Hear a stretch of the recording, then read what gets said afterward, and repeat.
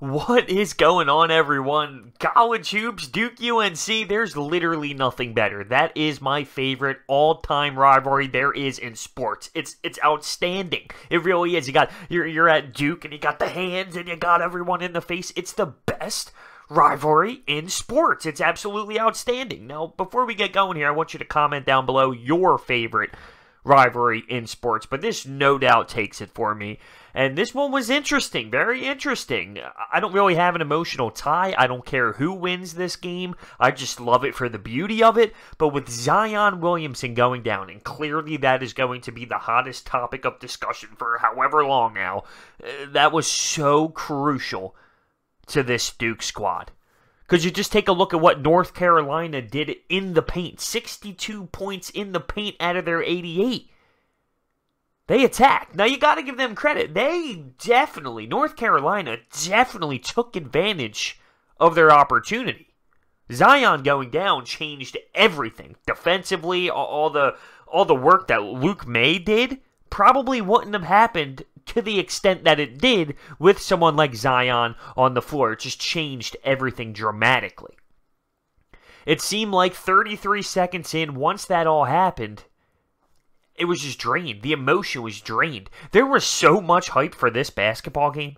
Barack Obama, Spike Lee, they talk about the price of these tickets, thousands and thousands of dollars for a college hoops game. And 33 seconds in, Zion Williamson plants his foot, and his foot literally breaks through the Nike shoe. It's just insane. It's terrible. And then you hear the news that he's not going to return, and it's horrible.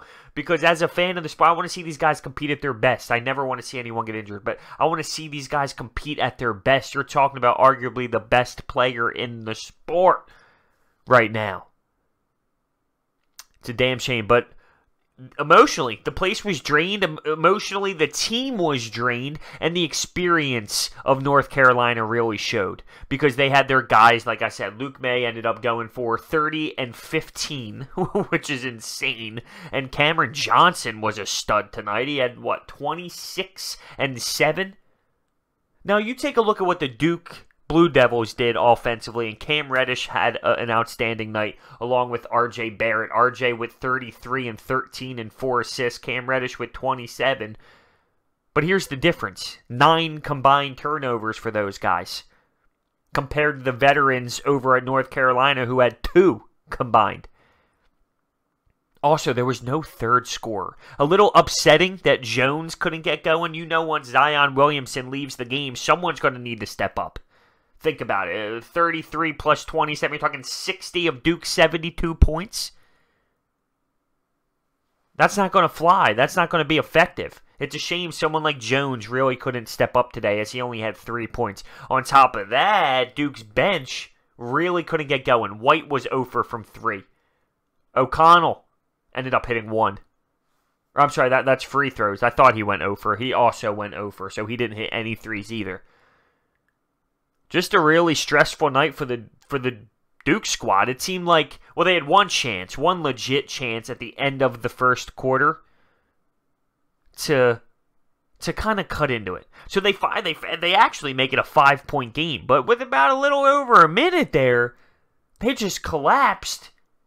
North Carolina ends up going into the half with a double-digit lead. That was Duke's chance. That was Duke's chance to make something happen, but the last minute and change, they couldn't get it done. Turnovers, huge problem for the Duke team. Every time that it seemed like they pushed a little bit, so say the score was 18, North Carolina was up 18, and Duke pushed it to 12 or 10. Every time they get that turnover to make something happen, it's like UNC ended up taking it right back and going the other way, and then scoring in the paint with ease. The way North Carolina was scoring was so easy compared to how Duke had to score. But whenever Duke got a turnover, when they made a little bit of a run, made some noise, it's out of nowhere. Here comes a UNC defender from behind and stole it right back. It was a fast-paced game, no doubt. Very fast-paced. Up and down, up and down. The interior defense, though, for Duke was a big-time problem for them.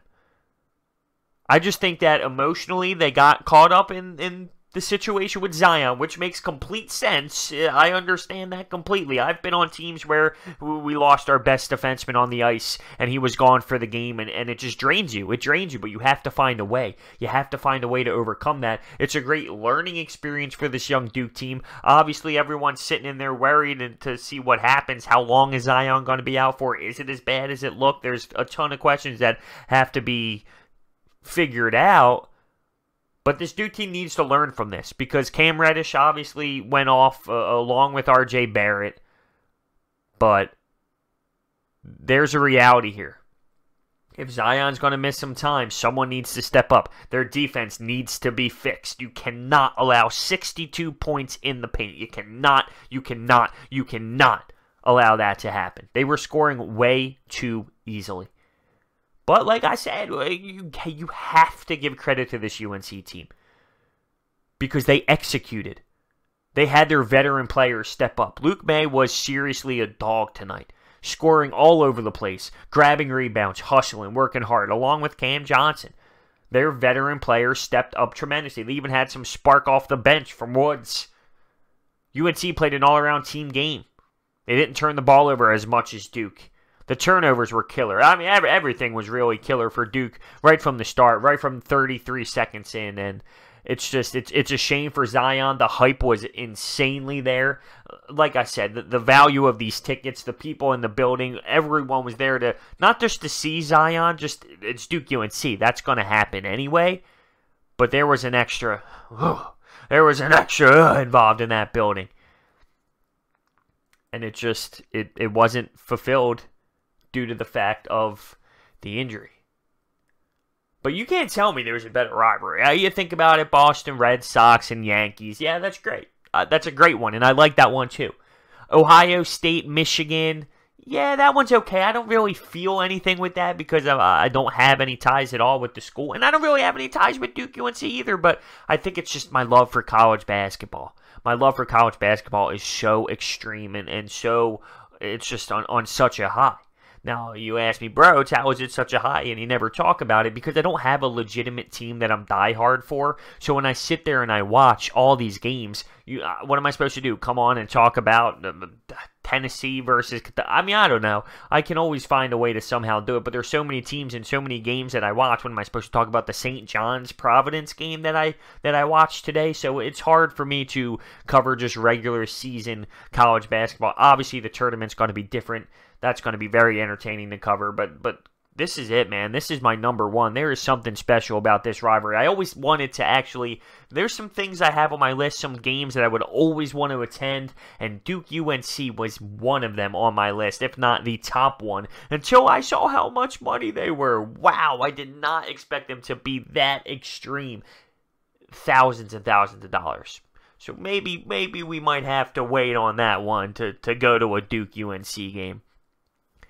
The crazy part is, though, in about 4 or 5 games, they see each other again, and this time in Chapel Hill. Hopefully with Zion back. But my takeaways out of this is that the defense in the paint for Duke was not good enough. UNC was scoring at ease, and there was no third guy to step up for Duke. I look at Jones. I look at Jones and say, 1 of 11 shooting, 3 points. You got the ball in your hands a lot. It's not even like he crushed the assists. He had 5 assists. There was something off with him. You need more scoring. You can't rely on just those 2 guys. Especially, like I said, they're young. They're very young. You could tell that they were just a little bit, have a little bit of anxiety there, a little bit of turning around in the stomach just for the hype of the game. When you play against guys who've played these type of games, Duke UNC, that's a huge time game. Luke May's been involved in this. These players are older, they've been involved in this. Not all of them. I know they have some freshmen out there as well, but it's a different mentality once you step on that court and say, whoa. You look around and say, damn, there are people in this building. This isn't your regular season game against Virginia Tech. Or this isn't your ACC matchup against Boston College. The moment was a little big. And I get the injury played a factor. I know it did. But still, there was a game to play. And the more veteran squad stepped up and executed what they needed to throughout the entire game. Like I said, besides the first half, last couple minutes there where Duke made a push, it wasn't really close. It wasn't really close at all. Let me know your thoughts down below on this game. Big things happened. It'll be interesting to see how it finishes out. We got to hear the Zion news, of course. Thank you guys so much for watching, and I'll see you next time.